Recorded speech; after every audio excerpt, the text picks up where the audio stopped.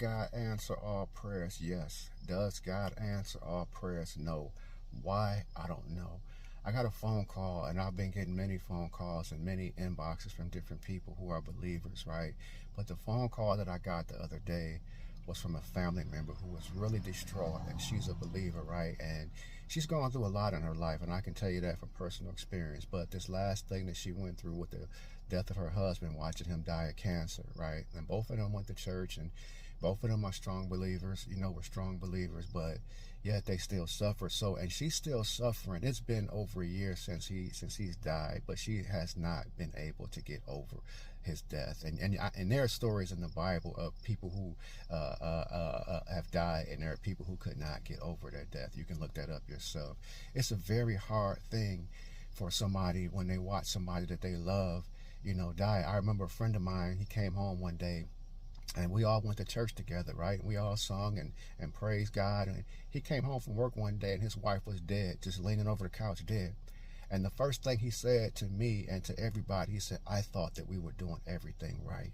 But my point of this, you got so many people who are in religion and who are in, organizations that are getting really blown out and really frustrated because they believe that no matter how hard they pray, no matter how hard they reach out and cry out to God, there's no answers. And I can testify to that. I've been going through that for years.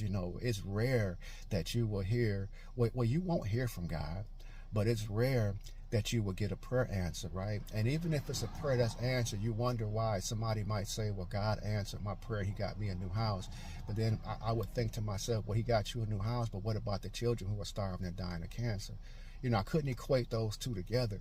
But there are so many people, and she told me when she called me, she said, I'm done trying to serve God. And y'all, and please don't come on here saying that, oh, she was weak in faith and all of this, because there are people in the Bible, there are 5 men in the Bible there are 5 men in the Bible who asked God to kill them because this world was too much for them, and Moses was one of them.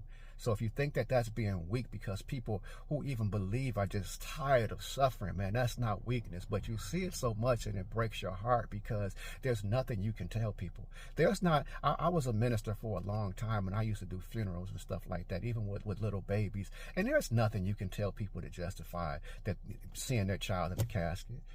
2 friends of mine just got killed at a bus stop, 2 strong believers, and left 5 kids behind. What do you tell their children after something like that? And somebody's going to come in here and say, well, you can't judge God. Nobody's judging God. I'm making a statement. If you've never suffered anything, please don't comment on this, because people who have suffered have sat back and have questioned, like, why?